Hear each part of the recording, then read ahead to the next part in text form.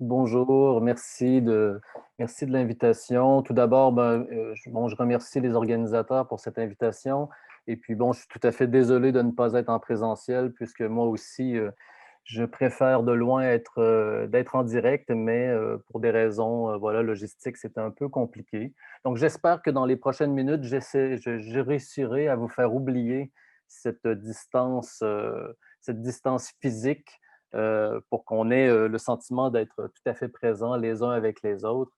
Et comme vous l'avez si bien dit, je vais développer mon propos pendant quelques minutes, puis ensuite on gardera un moment pour échanger, répondre à vos questions, approfondir des points que vous aimeriez approfondir. Quelques mots déjà sur ce que je fais et sur comment je travaille, parce que c'est important que vous sachiez que depuis déjà maintenant presque 12 ou 13 ans, je travaille sur le rapport des adolescents aux images. Et je travaille d'une façon dont plusieurs sociologues travaillent, c'est-à-dire à partir d'entretiens. Hein, c'est-à-dire ce qui m'intéresse, c'est ce que les ados disent de leur comportement. Qu'est-ce qui se cache derrière leurs différentes pratiques numériques, derrière le fait de produire ou de mettre en scène leur corps, de diffuser des photos, entre autres. Et évidemment, on a toujours des grandes surprises. C'est important aussi de savoir que cet intérêt n'est pas venu de nulle part. C'est il y a déjà, oui, je pense que c'est en 2009, alors qu'on était pratiquement au début de ces images qui circulaient facilement par téléphone. C'était des images d'une autre qualité. Et je me souviens, j'intervenais auprès de professionnels de l'Éducation nationale et des gens m'avaient sensibilisé au fait qu'il y avait des images qui circulaient et que ça commençait à être problématique.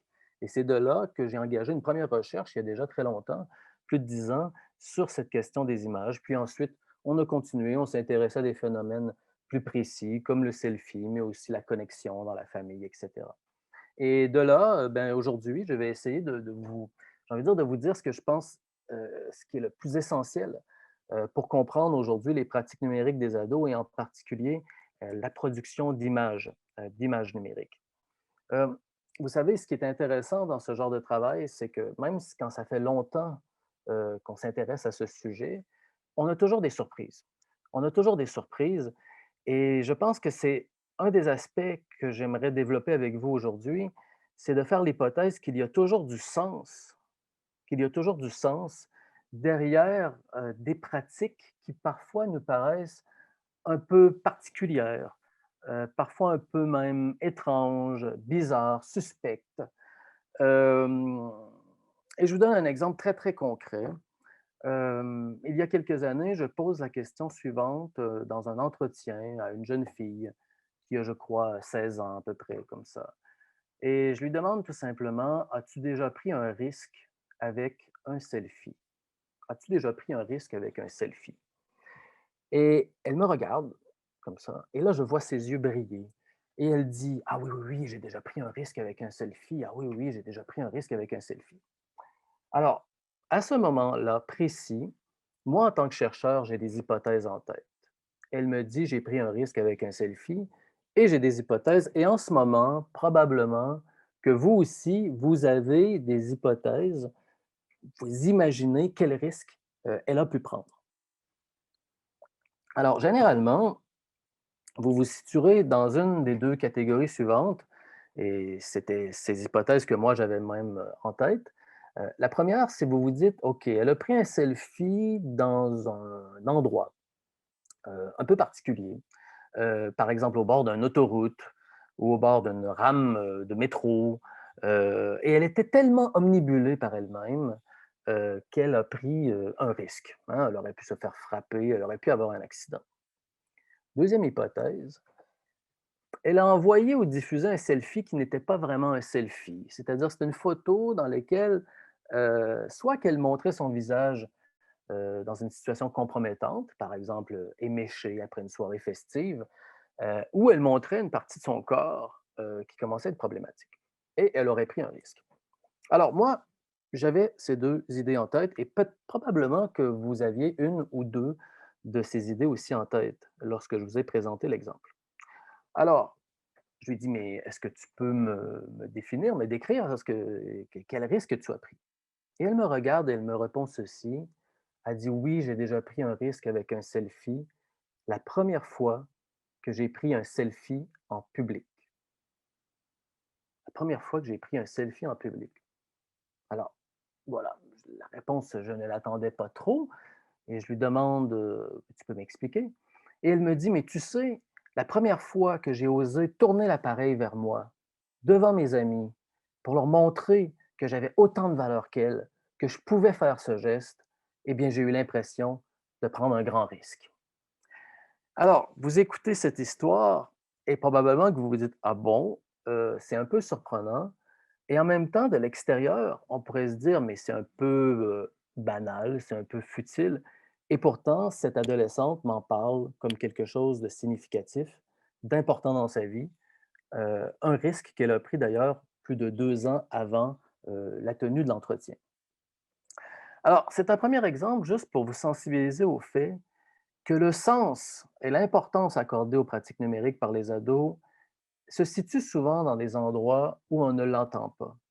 Et le problème, c'est qu'il y a souvent un grand décalage entre, j'ai envie de dire, l'importance symbolique accordée par ces adolescents à certaines pratiques, voire l'investissement émotif des ados dans ces pratiques numériques de production de l'image d'une part, et de l'autre côté, une tendance des adultes à ne pas percevoir, voire à invalider l'importance que ces pratiques peuvent avoir. Et c'est le propos que je développerai aujourd'hui pour vous sensibiliser au fait qu'il est vraiment important d'émettre l'hypothèse en permanence que cela peut être important pour pouvoir justement être des interlocuteurs potentiels pour ces adolescents. Alors la question qu'on peut se poser, c'est mais pourquoi finalement ces pratiques sont si importantes? Pourquoi les adolescents et les adolescentes ont investi massivement les réseaux sociaux? Vous savez, on en parle souvent comme si c'était quelque chose de naturel ou quelque chose d'évident. Pourtant, on aurait pu imaginer un monde dans lequel les réseaux sociaux numériques n'auraient pas intéressé les plus jeunes, hein. Il faut rappeler, il y a quand même beaucoup de services qui sont mis en ligne. Il y a beaucoup d'offres sur Internet qui ne trouvent pas preneur, qui n'intéressent pas les plus jeunes. Alors la question, c'est pourquoi ces réseaux sociaux numériques ont rapidement été investis par les plus jeunes? Pourquoi ils ont été intéressants et pourquoi ces ados ont été intéressés? Alors, il existe dans la recherche, on le voit depuis déjà plusieurs années, un lien très fort entre les modalités de formation de l'identité et l'usage des réseaux sociaux numériques et la production d'images. C'est-à-dire qu'il existe une connivence entre la manière dont on devient adulte au 21e siècle et les offres faites par les réseaux sociaux numériques. Alors, ce détour est vraiment important. C'est-à-dire que si je vous pose la question, comment devient-on adulte au 21e siècle? Alors, vous aurez probablement vos hypothèses, vous allez probablement vous questionner sur vous-même, comment vous êtes devenu adulte. Vous allez peut-être vous demander si vous êtes des adultes, hein. Parfois, on peut se poser la question, même encore à 25 ou 30 ans, comme on le sait. Euh, il y a un mot-clé qui revient dans la bouche des sociologues depuis déjà plus de 25 ans, pour comprendre comment on devient adulte au 21e siècle. Et ce mot, c'est l'expérimentation. On devient adulte par expérimentation. Alors, qu'est-ce que ça veut dire devenir adulte par expérimentation? Ça veut dire que on est de plus en plus souvent en tant que jeune devant un monde inconnu, devant un monde incertain. De plus en plus, on va vers des univers professionnels qui ne sont pas nécessairement ceux de nos parents. On est dans un monde dans lequel il y a l'éclatement des modèles familiaux, comme on le sait. Et donc, ces jeunes sont face non pas à une perte de repères, comme parfois on le dit, mais à une pluralité de repères. C'est-à-dire qu'il y a une pluralité de modèles qui existent. Et on leur demande de faire des choix. On leur dit, faites des choix et devenez adulte, devenez qui vous voulez, entre guillemets. Alors la question, c'est comment faire des choix? Comment faire des choix? Eh bien, l'expérimentation est une manière d'avancer tranquillement sur le chemin de l'autonomisation. C'est-à-dire, on fait des tests, on fait des essais, on ne s'engage pas trop. Euh, on pose des questions. Évidemment, on le voit dans le milieu professionnel ou dans les études en général. Bon, j'ai fait une année de psycho, j'ai fait une année de socio, par exemple, et puis je teste, et puis je change. Mais on le voit évidemment depuis 25 ans, l'expérimentation s'élargir dans tous les champs de la vie humaine. Qu'est-ce qu'un couple? Mais je fais des tests dans mes relations. Qu'est-ce qu'un homme? Qu'est-ce qu'une femme? Grande question, comme on le sait aujourd'hui avec les questions du genre. Euh, alors, on est dans une société où les jeunes vont de plus en plus faire des tests pour savoir, pour voir, pour vérifier et pour avancer et faire des choix tranquillement en se protégeant. Alors, je vous pose la question, si vous êtes dans une société de l'expérimentation, que vous faites des tests pour décider de ce que vous allez faire, de ce que vous allez choisir, est-ce que vous allez attendre de savoir la valeur de ces tests? Comment vous pouvez connaître la valeur de ces tests? Prenons un exemple concret. Vous vous posez des questions sur la féminité ou sur la masculinité. Vous avez 13 ans. Qu'est-ce qu'un homme? Qu'est-ce qu'une femme? Eh bien, vous pouvez tout simplement mettre en scène votre corps d'une certaine façon et de vous dire, ben voilà, peut-être que c'est ça, être un garçon. Peut-être que c'est ça, être une fille. Et donc, qu'est-ce qui va se passer? C'est que pour avoir des réponses à la valeur donnée à vos expérimentations, vous allez le plus souvent solliciter le regard de l'autre. C'est-à-dire solliciter le regard de l'autre pour obtenir une validation ou une invalidation de ce que vous faites. Et comme par hasard, ce qu'on voit sur les réseaux sociaux numériques chez les plus jeunes, ce sont bien souvent des mises en scène qui sont en fait des mises en forme d'expérimentation dans le but de poser une question. Dis-moi si c'est ça être un homme ou une femme. Dis-moi si c'est ça avoir une vraie opinion politique. Dis-moi si c'est ça avoir des vrais amis, etc., etc., etc. Et la plus grande majorité des pratiques numériques des ados sont liées à cette idée d'expérimentation en quête d'un regard pour valider ou invalider. Or, on vit dans une société paradoxale parce que d'un côté, on dit aux adolescents et aux adolescentes, bah, deviens qui tu veux, mais en même temps, on leur dit, il n'est pas certain que nous allons valider tes choix. Hein, je prends souvent ces exemples. Sois qui tu veux. D'accord, papa, maman, je veux être artiste. Hmm, OK. Sois qui tu veux. Papa, maman, je suis gay. Et là, vous voyez, il y a toute cette contradiction entre, évidemment, le fait de donner la liberté aux jeunes de devenir qui ils veulent et de notre côté, la capacité de trouver des regards qui vont valider leur choix. Or, une fois de plus, les réseaux sociaux numériques offrent quoi? Eh bien, ils offrent une pluralité de regards différents qui peuvent venir valider ces propositions. On peut sortir du cadre restreint des espaces physiques pour pouvoir aller chercher un regard qui viendra valider et donc répondre à cette possibilité d'être, entre guillemets, qui on veut.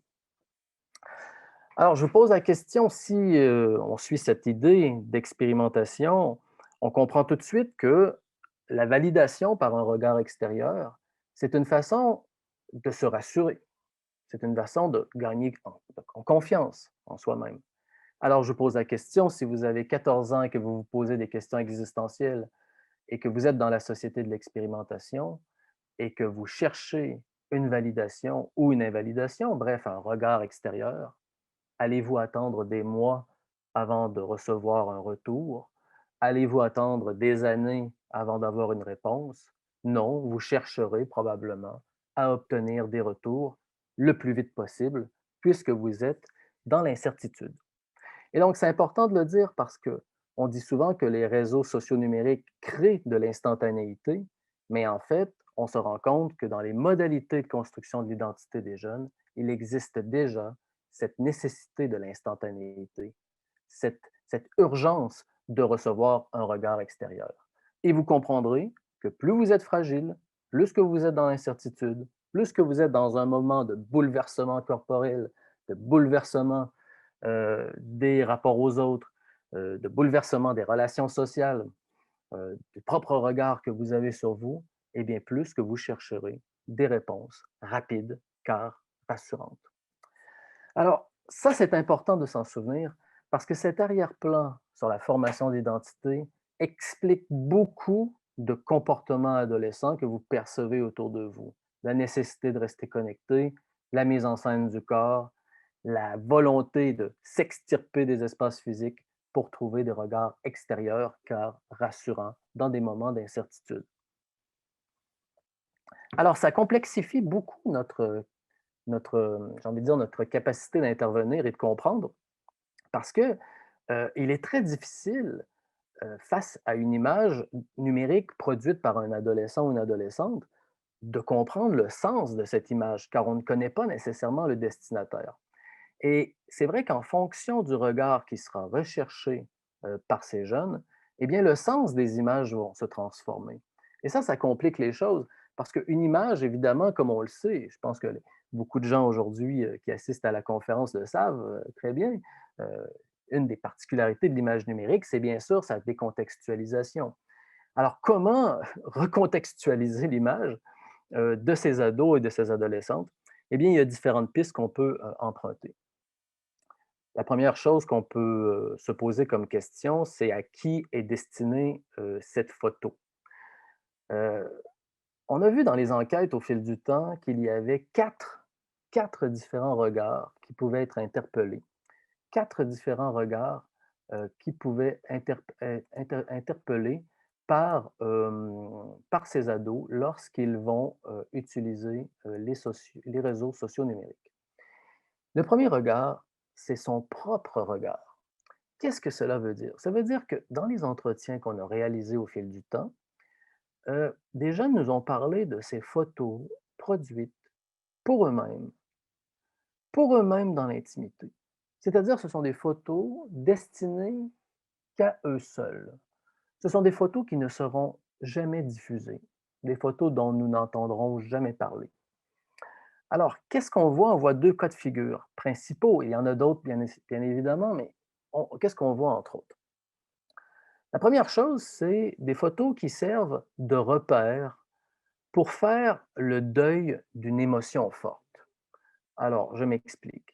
Ce sont des jeunes qui racontent avoir vécu un conflit, un moment difficile, un moment émotionnellement intense, et qui ont à ce moment pris une photo. Par exemple, conflit avec les parents, dispute avec le meilleur ami, rupture amoureuse, et qui nous racontent prendre une photo qui pour eux vont venir symboliser la colère, la tristesse, le désespoir. Et ensuite, ces photos qu'ils conservent évidemment dans leur smartphone vont être revues périodiquement avec cette idée de vérifier si la photo réanime toujours la même colère, la même tristesse, le même désespoir. Et on nous explique que ces photos deviennent en fait des repères pour faire le deuil de l'émotion vécue. Alors évidemment, on peut imaginer que ce phénomène n'est pas tout à fait nouveau, mais du fait des dispositifs techniques, eh bien, on voit cette production d'images pour soi-même, des images qui, disons-le, sont symboliquement très codées, hein. Si vous avez accès à ces photos, peut-être que vous ne devinerez pas qu'il s'agit voilà, de colère, de tristesse ou de désespoir.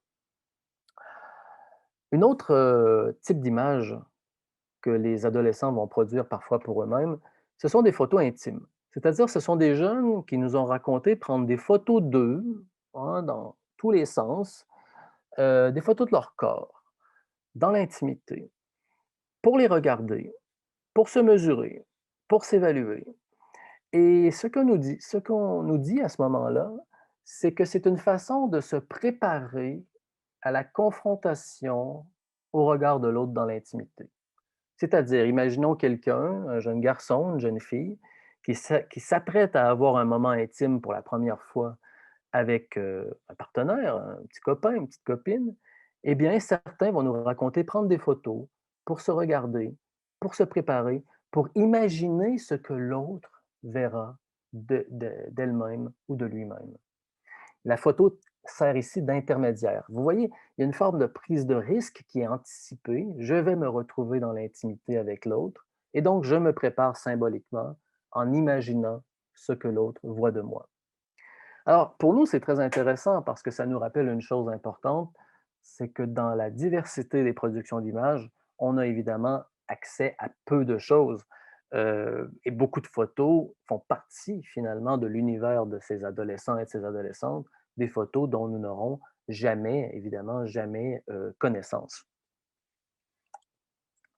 Ça, c'est le premier regard, c'est son propre regard. Mais il existe aussi des photos, évidemment, qui sont produites pour une personne précise, une personne significative, un autrui significatif. Ça peut être la best friend, le meilleur ami, ça peut être évidemment le petit copain, la petite copine, ça peut être aussi parfois un groupe restreint de personnes. Alors ici, on est dans un autre cas de figure.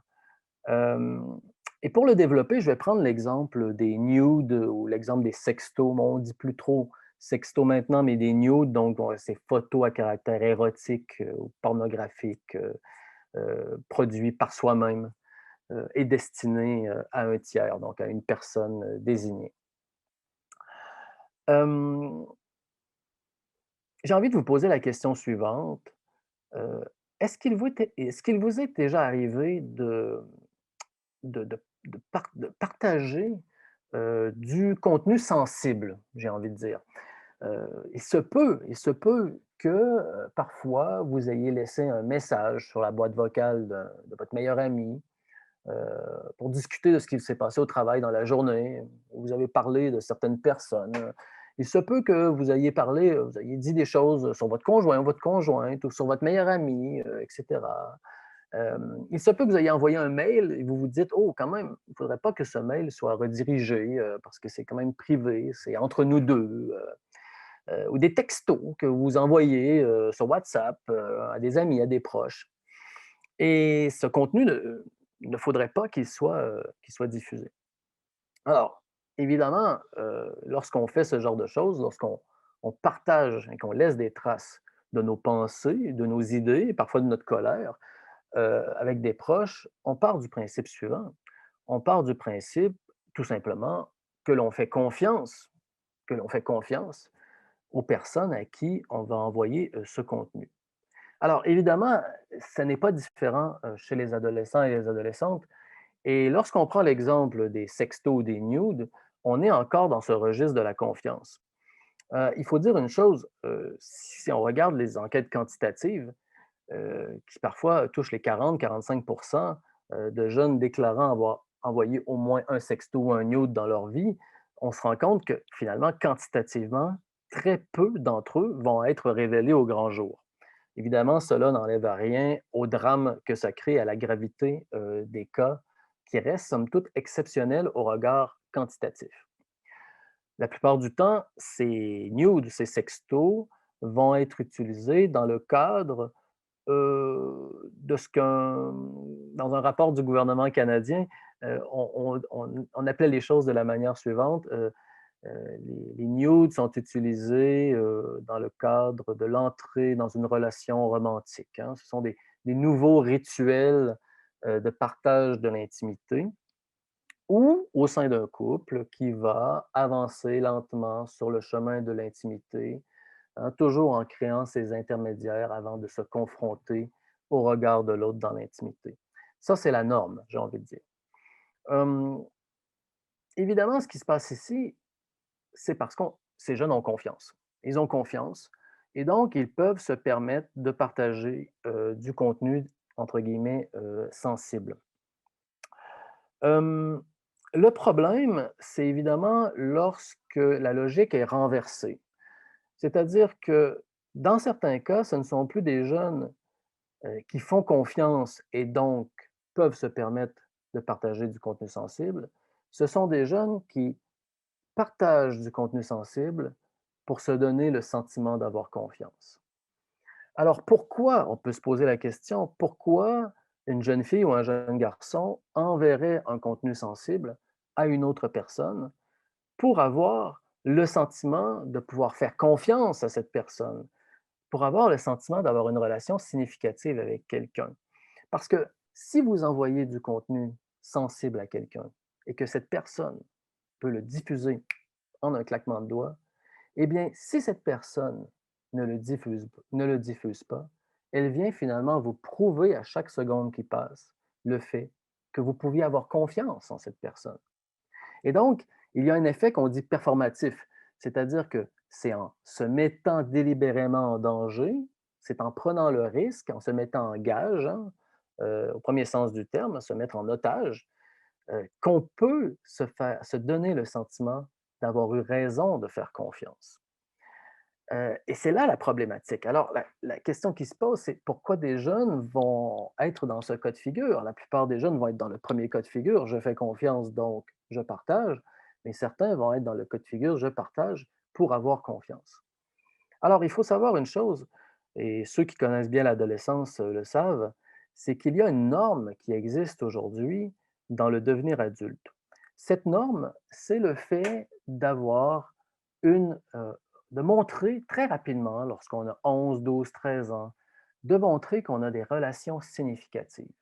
C'est-à-dire de montrer qu'on sait faire la part des choses entre les camarades et les vrais amis. De montrer qu'un petit copain ou une petite copine, ce n'est pas simplement ceux que l'on fréquente dans la cour d'école. Autrement dit, le devenir adulte est fortement marqué par la capacité de ces jeunes à montrer qu'on peut avoir des relations d'exception, des relations significatives. Et d'ailleurs, ceux qui connaissent bien les ados le savent, ceux qui n'ont pas ces relations significatives, qui ne sont pas capables de faire la part des choses entre les connaissances et les amis, finissent bien souvent, vous savez, dans les catégories des sans-amis ou des rejets. Et il y a toute une série de vocabulaire qui est utilisé pour mettre à l'écart ces jeunes qui finalement ne sont pas capables, entre guillemets, de montrer qu'ils ont des relations d'exception. Or, vous voyez bien le lien avec les sextos.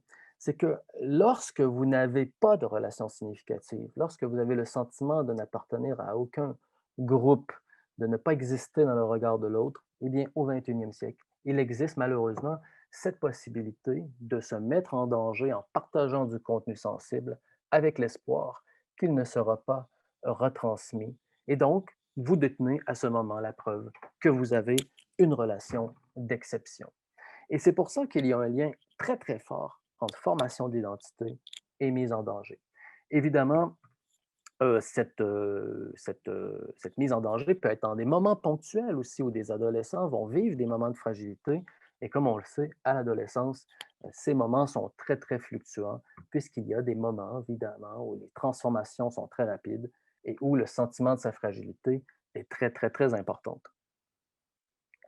Le deuxième regard, c'est donc le regard d'un autre significatif, la relation d'exception.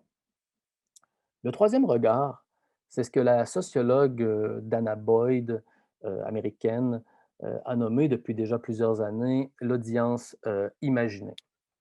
Alors, l'audience imaginée, c'est évidemment le regard des murs, des stories. C'est le regard d'une audience dont on connaît approximativement le périmètre. Hein. On ne sait pas exactement qui nous voit. On sait qu'on peut être vu, mais on ne sait jamais qui exactement a vu le contenu, notamment du fait du nombre. Alors, qu'est-ce qu'on connaît de l'audience imaginée? Évidemment, on met beaucoup en avant la question du nombre, la recherche du nombre pour le nombre. Hein. J'ai 2723 amis, j'en veux 2724, etc.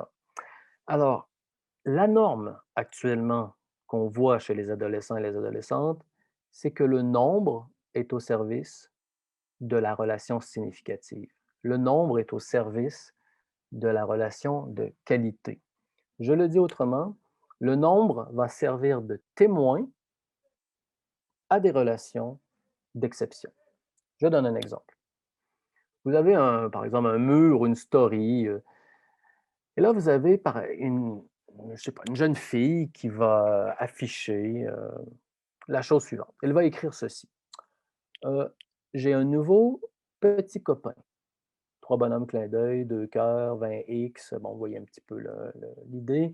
Euh, voilà. Elle annonce, j'ai un nouveau petit copain, publiquement. Et en dessous, vous avez sa meilleure amie qui répond, je connais son nom, trois petits points, deux bonhommes clin d'œil, 4X, bon, etc. Euh, et la propriétaire du mur, de la story, rajoute en dessous, heu, on continue à en parler ensemble en message privé. Et là, vous regardez ça et vous vous dites: «Mais pourquoi dire publiquement: "J'ai un petit copain"», attendre une réponse: «Je connais son nom» et ensuite dire: «Allez, on en parle en message privé». On se dit tout de suite: «Mais pourquoi elles en parlent pas en message privé d'emblée? Pourquoi elles mettent publiquement?» Alors, ce qu'on se rend compte dans les enquêtes, c'est précisément parce que dans cet exemple, vous affichez publiquement, au regard du plus grand nombre, des relations d'exception. J'ai un nouveau petit copain. Alors, je montre que j'ai une relation d'exception. Mais en plus, la meilleure amie en dessous signifie publiquement qu'il existe une connivence, qu'il existe une vie privée, une intimité qui va être cachée aux yeux des autres. On expose qu'il existe une intimité partagée. Et ça, c'est la norme, c'est-à-dire que le nombre est le plus souvent utilisé comme un témoin approximatif pour venir valider, du point de vue évidemment de l'imaginaire, les relations significatives qui seront exposées. Alors, lorsque des jeunes sortent de cette norme, eh bien, ils sont en train de montrer qu'ils cherchent à réparer quelque chose. Lorsqu'on cherche le nombre pour le nombre, eh bien, on est dans un autre registre qui ne renvoie pas à celui de la norme qu'on voit chez les adolescents. C'est donc le troisième regard, le regard de... Pardon, je pense qu'il y a un petit souci. C'est bon pour le son? On met... OK, OK, pardon. Je pense que j'ai accroché le micro. Alors, c'est le troisième regard. Vous avez compris cette question de l'audience imaginée. Euh, Regard semi-public, hein. Bon. Le quatrième regard, c'est bien sûr celui des, ce qu'on pourrait appeler des inconnus, mais bien entendu, ce mot, on le sait, est sujet à précaution parce que euh, on peut avoir le sentiment de connaître quelqu'un qu'on n'a jamais vu euh, en face à face. Donc, généralement, dans les enquêtes, on va demander aux jeunes de nous parler de ces jeunes euh, jamais rencontrés dans les espaces physiques ou jamais rencontrés physiquement. C'est pas facile, évidemment, puisqu'on peut avoir le sentiment de chatter avec quelqu'un sur des jeux vidéo depuis des années et puis avoir le sentiment que ce n'est pas un inconnu. Alors, ce qu'il faut dire, c'est que euh, il y a quelques années, on a mené une enquête quantitative au Pays Basque chez 7020 lycéens et collégiens et on a posé la question de ces pratiques. On s'est rendu compte qu'elles sont, somme toute, assez limitées, hein. On était autour de 7-8 des jeunes qui nous avaient dit avoir une relation avec quelqu'un jamais rencontré physiquement. Il y avait principalement deux raisons. La première, c'était d'obtenir des réponses qu'ils n'obtenaient pas par ailleurs. C'est-à-dire, je vais vers des inconnus pour pouvoir parler de sujets que je n'arrive pas à discuter avec des personnes dans mon entourage immédiat.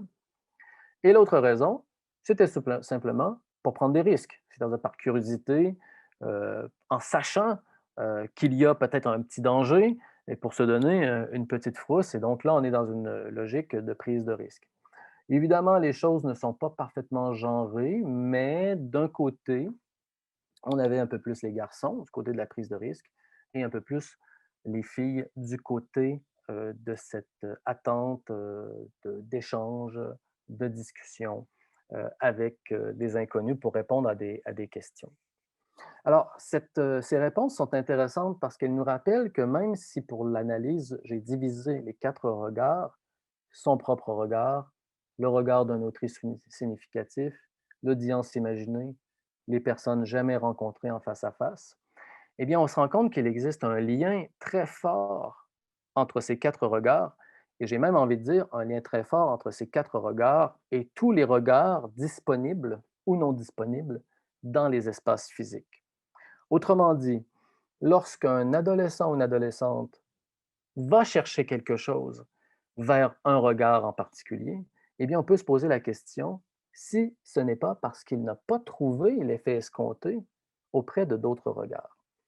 Et c'est pour ça que les réseaux sociaux numériques sont en compétition, en quelque part, avec les regards disponibles dans les espaces physiques. Donc, vous avez compris, ça pose la question de notre capacité en tant qu'adultes à être des interlocuteurs potentiels pour discuter avec ces adolescents et ces adolescentes de ce qu'ils trouvent dans ces pratiques numériques. Et là, on pourrait élargir à toutes les pratiques numériques. Je vais le dire autrement. Si, par exemple, vous êtes de ceux, peut-être, hein, vous faites partie de ceux qui, le soir, dans votre cuisine, vous ruminez: «Ah, c'est con, ces jeux vidéo, c'est con, c'est con. Ah, c'est con, c'est con, c'est con, ces jeux vidéo». Hem, eh bien, c'est sûr que si un jour l'adolescent ou l'adolescente qui s'adonne à ces jeux vidéo a envie de parler, du sens profond, qu'il met dans ces pratiques de jeux vidéo, probablement que vous ne serez pas les premiers vers qui ils vont, se tourner. Et c'est un des problèmes, vous voyez? C'est que d'un côté, ce qu'on voit dans la recherche, c'est que ça devient de plus en plus significatif pour les jeunes à différentes raisons, risques symboliques, développement des compétences, valorisation de soi sur internet et d'un autre côté, des adultes qui encore ne prennent pas nécessairement toujours la pleine mesure de l'importance symbolique que prennent les pratiques, des adolescents sur les réseaux, sociaux, numériques. Alors, mmh, hem, donc je vois que le temps passe vite. Je vais, je vais terminer avec un exemple qui nous montre que même en tant qu'adulte, on doit se poser la question de notre place, non seulement en tant qu'interlocuteur potentiel, mais aussi dans le sens de modèle. C'est-à-dire que, vous savez, pendant longtemps, les sociologues, pendant longtemps, on a parlé de culture numérique des adolescents. Or, comme vous le savez, aujourd'hui, ce sont les adultes, les parents qui connectent leurs enfants et leurs adolescents. Et donc, il y a une transformation, on pourrait parler maintenant de pratiques numériques familiales et pas seulement de pratiques numériques des adolescents. Et je vais vous donner un exemple pour vous sensibiliser au fait qu'on peut, en tant qu'adulte, parfois faire partie de l'équation, c'est-à-dire faire partie du choix que les adolescents vont faire dans le contexte de leurs pratiques numériques. Alors, je vous donne cet exemple suivant. Alors, c'est l'histoire d'une jeune fille que, et quand je lui parle, elle a 17 ou 18 ans, et on revient sur quelque chose qu'elle a vécu 2 ans plus tôt. Elle me dit au cours d'un entretien, elle me dit qu'elle met des photos sur sa story de Snapchat, des photos d'elle alors qu'elle est en soirée festive, des photos alors qu'elle est éméchée. Et donc des photos qu'on pourrait qualifier de compromettantes, hein, puisque, son image, est quelque part mise à mal. On peut imaginer un futur employeur, par exemple, qui voit la photo. Hem, alors elle me raconte ça et moi je lui demande tout simplement, «Mais pourquoi tu fais ça, en fait? Pourquoi tu mets ces photos, finalement, semi-publiques, hein?» C'est-à-dire les photos peuvent être heu, récupérée par un certain nombre de personnes. Hem, Elle me raconte ceci, elle me dit: «Mais tu sais, un jour, je rentre à la maison après une soirée, festive et quand j'arrive, à la maison, mes parents m'attendent». Alors là, rien de nouveau, hein, des choses que vous avez peut-être vous-même connues, là, donc vous arrivez en retard, vos parents vous attendent. Hem Et là commence le rituel d'aveu, hein, le rituel d'aveu qu'on connaît tous. Et le rituel d'aveu, qu'est-ce que c'est? Ben, c'est un concept de Foucault d'ailleurs. C'est une personne, en position d'autorité qui va poser des questions de manière à orienter un peu les réponses et la personne qui répond va pouvoir ajuster son discours et la personne qui pose des questions va pouvoir vérifier si c'est tout à fait vrai. Elle va comprendre à un moment donné qu'il y a un peu de mensonge. La personne qui parle sait qu'elle ment. Elle sait aussi que voilà, les parents savent un peu, mais il y a quelque chose d'important ici, un espace d'élaboration dans lequel l'adolescent ou l'adolescente peut sauver la face et intégrer la règle. Or, il se pose quelque chose de particulier à ce moment. La jeune fille me raconte ceci: «Mes parents m'ont demandé mon téléphone». Alors les parents ont dit: «Donne-moi ton téléphone». Prend le téléphone parce que ses parents savent que cette, jeune fille prend des photos lorsqu'elle sort avec ses amis et donc il commence à regarder dans le répertoire de photos et d'interroger la jeune fille par rapport au contenu. «C'est qui lui? Zoom sur la main droite. C'est une cigarette ça ou c'est autre chose? Zoom arrière-plan. Il y a beaucoup de bouteilles vides». Et donc, il y a tout un système de questionnement par rapport au contenu, visuel. Alors, je demande, à la jeune fille, je dis: «Ben, OK, mais qu'est-ce que tu as fait après cet épisode?» Elle dit: «C'est pas compliqué». Elle dit: Maintenant, lorsque je vais en soirée festive, je fais 2 albums photos. Un que je conserve dans mon téléphone au cas où mes parents décideraient d'y jeter un œil et les autres photos, je les mets sur la story de Snapchat de manière à ce que mes amis les récupèrent et les conservent au cas, pour que je puisse en avoir une trace, dans l'avenir. Alors, vous voyez, je trouve que cet exemple est très parlant parce que au début, lorsque je vous dis qu'elle met ses photos sur Snapchat, jamais on imagine que les parents font partie de l'équation. Et là, vous voyez, parce que les parents ont décidé de vérifier un espace qu'elle considérait comme sécurisé et personnel, eh bien, cette jeune fille décide d'avoir un comportement, quelque part à risque. Mais pour elle, le risque de mettre ses photos sur Snapchat et dans les mains d'un certain nombre de ses amis est moins grand que le risque de se faire prendre par ses parents ou tout simplement de perdre des traces numériques. Et donc, parfois, les adultes font partie de l'équation sans qu'on le réalise nécessairement. Alors, je vois que le temps passe et on veut garder un peu de temps pour des questions. Je terminerai seulement avec quelques mots de conclusion. Alors, vous avez compris que le message principal et premier, c'est qu'il est très important de revenir à l'hypothèse du sens, qu'il y a de la signification même derrière des pratiques que l'on peut considérer, nous, de notre côté, comme étant futiles. Parce qu'il existe un décalage énorme et parfois, on invalide avant même que les adolescents puissent exprimer ce qu'ils ont trouvé du point de vue symbolique. Donc, refaire l'hypothèse du sens. Ça ne veut pas dire d'aimer ces pratiques, ça ne veut pas dire de les idolâtrer, ça veut simplement dire de se poser la question, est-ce qu'il n'y a pas quelque chose à entendre qui est lié avec la formation de l'identité des ados? Et c'est le deuxième point, c'est que le lien entre formation de l'identité et pratique numérique est très fort, en particulier chez les plus jeunes. Et donc, il faut réussir à poser la question au-delà des pratiques numériques. Qu'est-ce que cela vient dire de l'adolescence et non du numérique? C'est-à-dire, est-ce que ça vient me dire quelque chose de ce qu'elle vit, de ce qu'il vit? Est-ce que ça vient me dire de quelque chose de son rapport au corps, des questionnements qui font partie de l'adolescence sur le genre, sur le rapport à l'autre, sur l'avenir professionnel, etc. Et le troisième point, vous l'aurez compris, c'est qu'aujourd'hui, dans un monde où les familles sont connectées, on peut interroger la place des parents dans la formation d'une culture numérique, cette fois-ci non pas des ados, mais d'une culture numérique familiale. Voilà. Je vous remercie pour votre attention et maintenant je vais prendre quelques questions et je vous répondrai avec plaisir. Merci.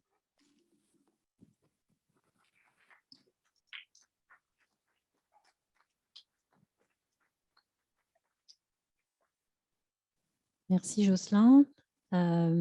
Si vous avez des questions, n'hésitez pas. On peut vous laisser réfléchir quelques instants et puis vous demander éventuellement. Ah, voilà. Ah, je vous vois enfin. Très bien. Merci. Bonjour, j'ai une question qui me vient avec le dernier point de votre conclusion sur la place des parents dans la place d'une culture numérique familiale.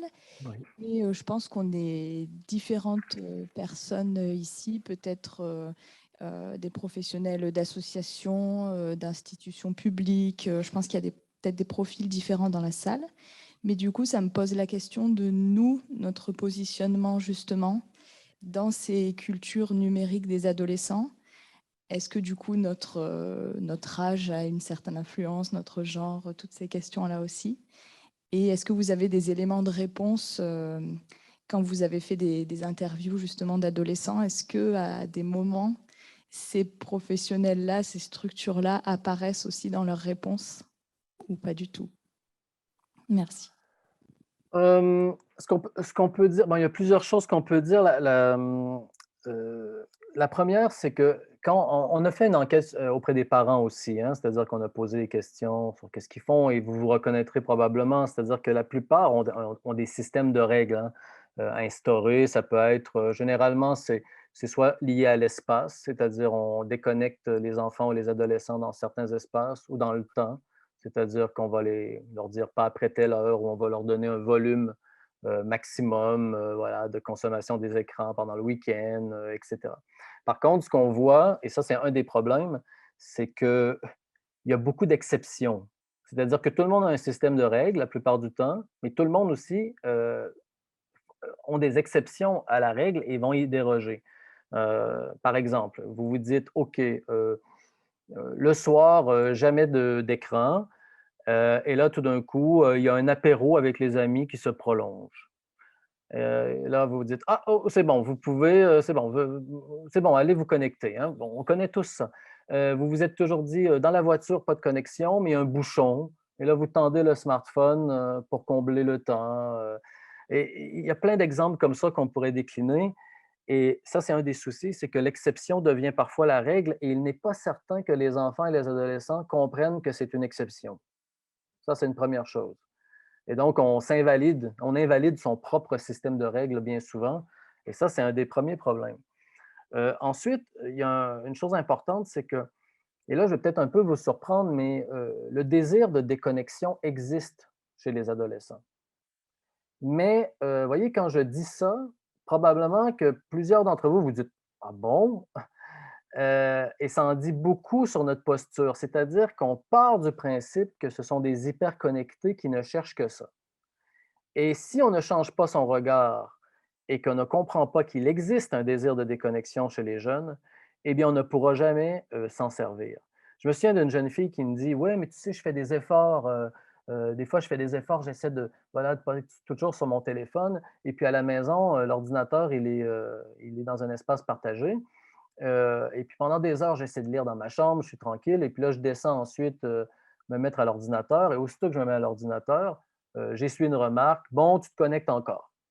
Alors ça, c'est assez intéressant parce que la connexion, on la voit, mais la déconnexion, on la voit moins souvent et peut-être qu'il faut valoriser, prendre le temps de repérer ces moments de déconnexion et les encourager parce qu'ils existent. Ils existent. Parfois, j'ai posé des questions à des jeunes qui m'ont pris, entre guillemets, pour un ringard parce que je leur disais: «Mais il t'arrive de te déconnecter de ton téléphone?»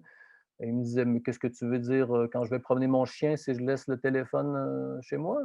Et je dis: «Oui, par exemple». Je dis: «Ben oui, ça arrive» et donc il y en a certains qui le font. Mais pour ça, il faut partir du principe qu'il existe cette potentialité de déconnexion et ce qui renvoie à notre propre, capacité de se déconnecter, bien entendu. Et ce que j'avais proposé dans mon bouquin sur la famille connectée, c'était de mettre en place des rituels de déconnexion. Attention, un rituel de déconnexion, ce n'est pas couper la Wi-Fi à 22 heures, hein.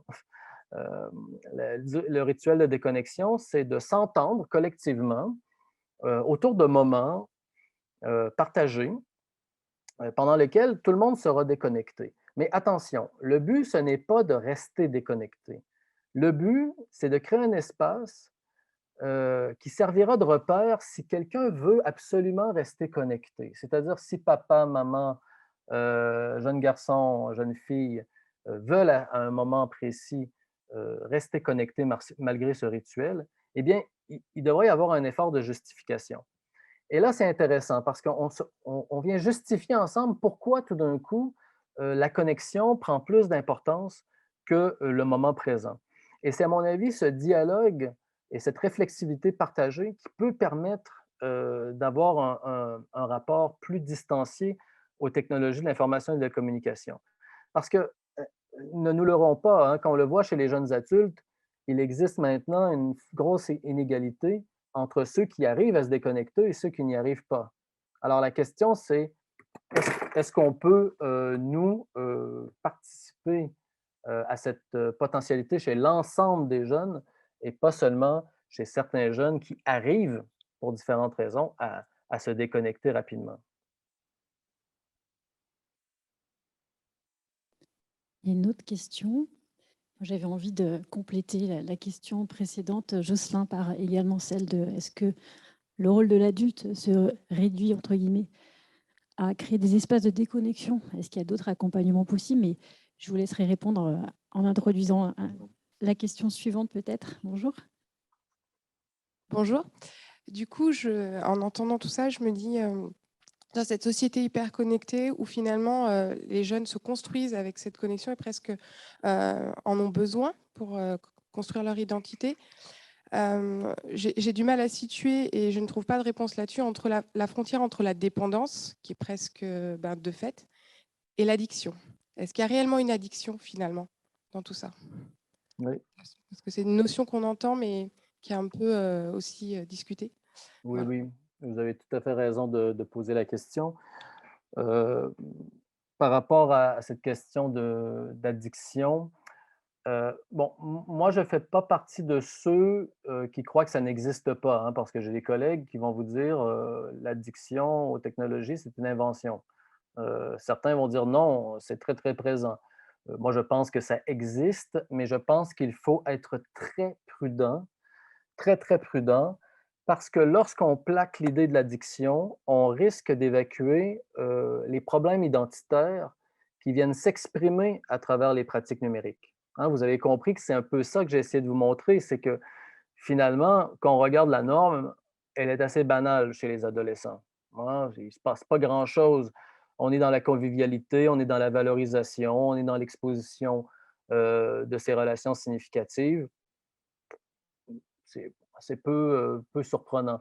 Par contre, lorsqu'il y a des problématiques identitaires, là, on passe à des j'ai envie de dire, à des formes de prise de risque.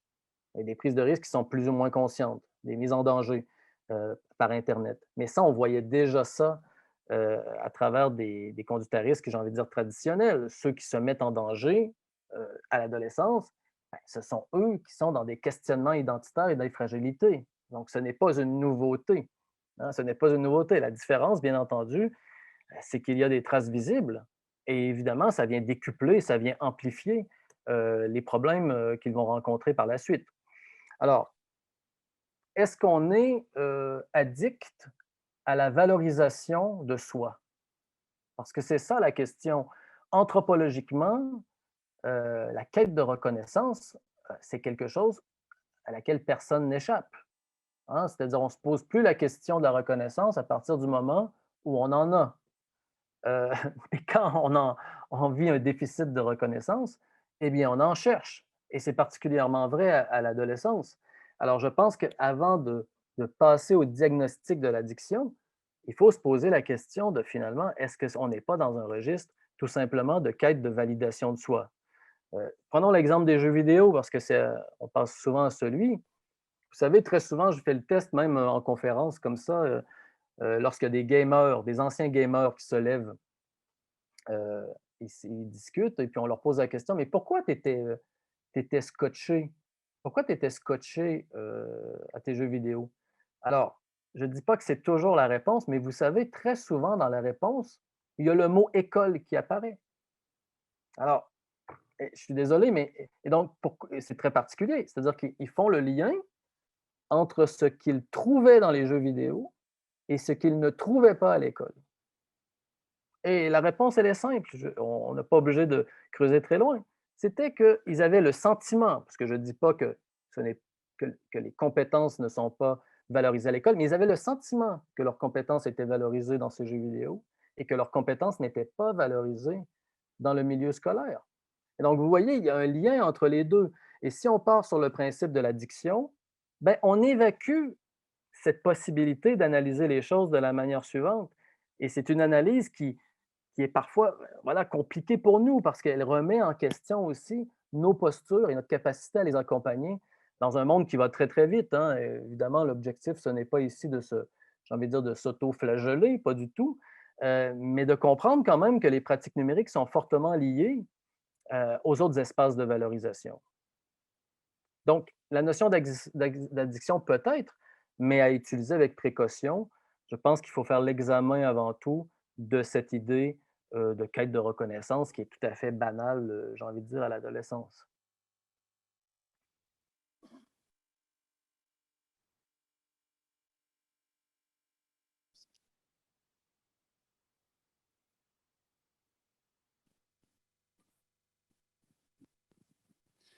Oui, merci d'abord pour votre intervention très éclairante, je trouve. Moi, j'avais une petite question pour prolonger les précédentes. Donc, enfin, comment faire la part des choses en fait entre le besoin que peuvent avoir des adolescents des réseaux pour se socialiser, pour se réaliser pleinement, et puis des formes d'injonction qui sont celles des plateformes elles-mêmes, en fait, puisque bon, ces plateformes-là monétisent l'attention, monétisent les données, etc. Bon, il y a toute une économie autour de ça, et comment faire la part des choses entre la part de, je dirais, de nécessité de cette validation par les autres que vous avez vraiment expliqué très clairement, et puis une surcouche, on va dire, économique et technique, encodée d'une certaine manière, et puis de manière différente d'une plateforme à l'autre, et qui va peut-être voilà, créer des injonctions de présentation de soi, etc., différentes et orientées, etc., etc. Voilà. Oui, tout à fait. Merci. Oui, très bonne question. Alors, effectivement, le problème majeur de ces plateformes, c'est que, bon, comme vous l'avez dit indirectement, mais ils fonctionnent au clic, hein. Donc, plus qu'on clique, plus c'est rentable. Et ils savent quelque chose que nous savons aussi, c'est que l'on clique lorsqu'il y a des émotions et des émotions fortes. Donc, ils ont tout intérêt à créer ou à laisser, j'ai envie de dire, se développer ou à se partager du contenu qui sera à fort caractère émotionnel, hein, c'est-à-dire, et là, il y a un souci ici. Et effectivement, tout ce qui sera, disons-le, qui touche les grands tabous de l'humanité, sexualité, violence, mort, eh bien, ça finit par être rentable parce que c'est ce qui crée de l'émotion et c'est ce qui fait qu'on va commenter, qu'on va cliquer, qu'on va repartager, etc. Alors, c'est un problème. Mais par contre, la question qui se pose, c'est comment on peut résister à ça et qu'est-ce qui fait qu'on résiste à cette économie de l'émotion? Parce que même si c'est vrai qu'il y a des injonctions des plateformes, c'est pas vrai de dire que tous les adolescents tombent dans le piège. Et c'est ça qui est intéressant, c'est qu'il y a des adolescents qui sont à l'écart de ça. Et vous en avez peut-être vu, même certains qui sont dans des formes presque de déconnexion maintenant des réseaux sociaux. Alors la question, c'est pourquoi certains vont résister à cet attrait et d'autres vont tomber dans le piège.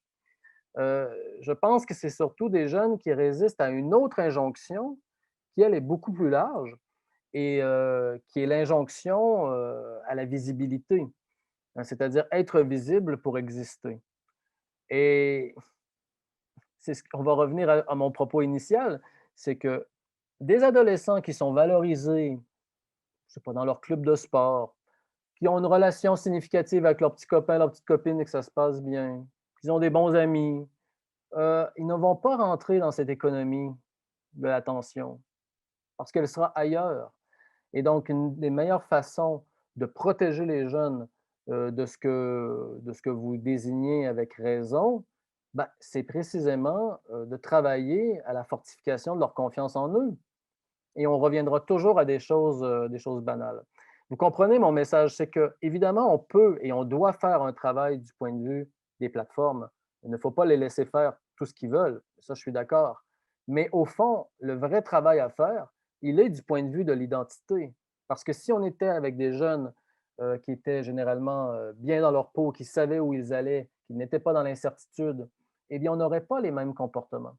Et vous savez, souvent, j'utilise cette petite anachronisme un peu rigolote et je pose la question, je me dis, mais si les réseaux sociaux numériques avaient existé il y a 100 ans, hein, et permettez-moi cet anachronisme, est-ce que les ados auraient fait la même chose?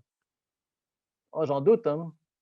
Déjà, on ne se serait pas posé la question de si on les laisse entrer sur les réseaux sociaux numériques avant l'âge légal.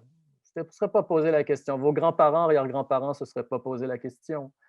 Est-ce qu'on se serait dit, oui, il faut que je le laisse faire parce que ses amis l'ont. On ne se serait pas posé la question non plus. Est-ce que des jeunes auraient posé des photos pour se poser des questions sur leur genre? Peut-être, mais peut-être pas non plus ou peut-être moins. Donc, vous voyez, je pense que le vrai travail à faire, il est de revenir à l'adolescence parce que l'adolescence n'est pas numérique. L'adolescence n'est pas numérique. Merci. Alors, on a peut-être une ou deux dernières questions ici. Bonjour. Moi, j'avais une petite question par rapport à vos interviews que vous avez eu à faire auprès des ados ou même des familles. Oui.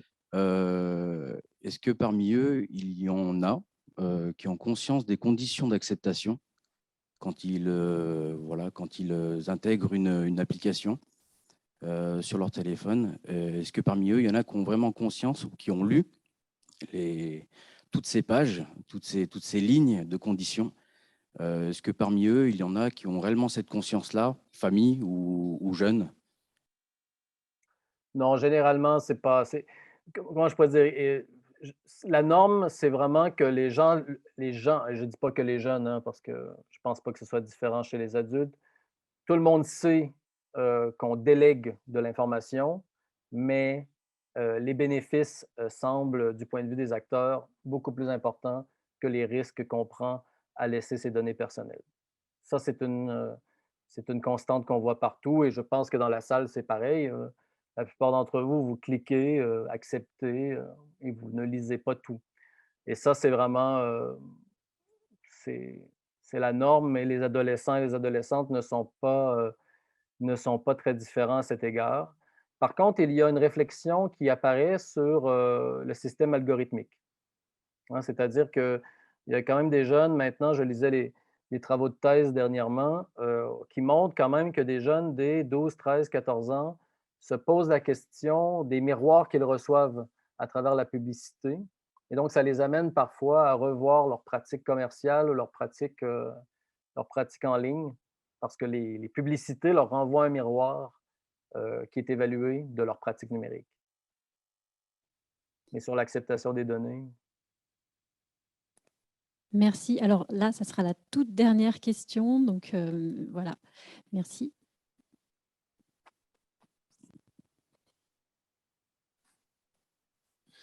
Merci beaucoup. De mon côté, je me demande aussi, en fait, j'ai des copains et même des membres de ma famille qui abordent les problèmes d'une façon totalement, complètement différente. Donc, voilà, j'ai un cousin avec une fille adolescente et il a décidé déjà de jouer ou un peu déjà de l'instruire, d'instruire sa fille pour qu'elle sache déjà gérer, c'est-à-dire elle a pris des cours de coding et elle s'est mise dans la robotique et dans le réseau, mais aussi de l'autre côté, on va dire entre guillemets. Et, oui. où il y a voilà, tout ce qu'il y a derrière l'algorithme, on va dire. Mm. Et c'est déjà quelqu'un, déjà je vais vous dire, sa fille, elle est quelqu'un de quand même assez, on va dire, elle s'est mis à part, un peu de la société, entre guillemets. Quand on est avec elle, elle est toujours sur l'écran. Elle a 14 ans, elle est hyper intelligente et elle écrit des articles qu'elle fait publier dans des journaux. Ils habitent à New York. Et donc là, je me demande aussi par rapport à ce que vous disiez, et les adolescents ne sont pas censés, j'interprète un peu votre mot, peut-être que ce n'est pas tout ça ce que vous étiez en train de dire. Les adolescents ne sont pas censés être numériques. Et là, je vous donne l'exemple de cette fille sous forme de questions, sous forme de questions aussi que je voudrais bien résoudre moi-même, étant un parent et un éducateur. Et est-ce qu'on ne peut pas dire le contraire? C'est-à-dire, est-ce qu'on ne peut pas éduquer les enfants pour qu'ils prennent la main sur le numérique et qu'ils gèrent ce besoin de reconnaissance, tout ça, et au lieu de les cacher, je sais pas, peut-être c'est pas du tout ce que vous êtes en train de dire, mais pas de les cacher du numérique.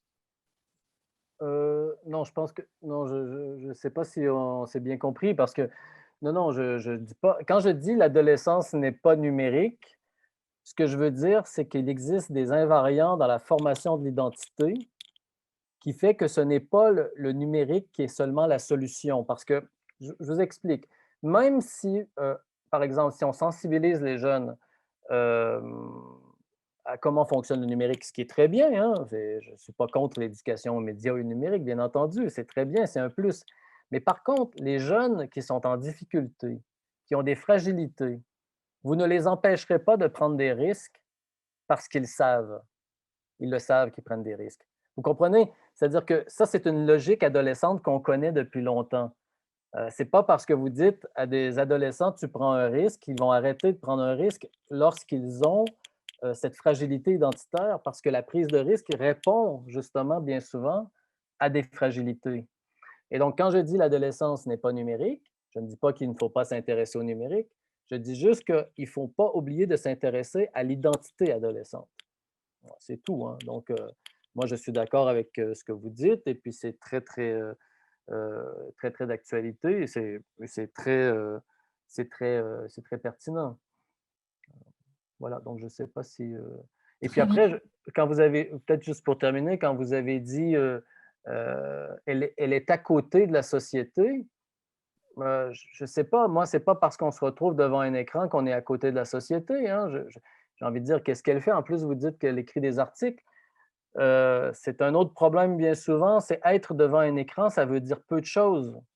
Il faut encore savoir qu'est-ce que la personne fait.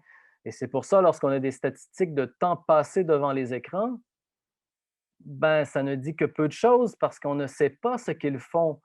Voilà, et si vous passez votre temps à faire des travaux, des devoirs, à vous instruire, ce n'est pas la même chose que si vous regardez des séries en ligne ou si vous jouez à des jeux vidéo. Donc, le temps passé à l'écran mérite quand même toujours une analyse qualitative. Très bien, merci pour cette présentation, Jocelyn. Merci. Merci à vous.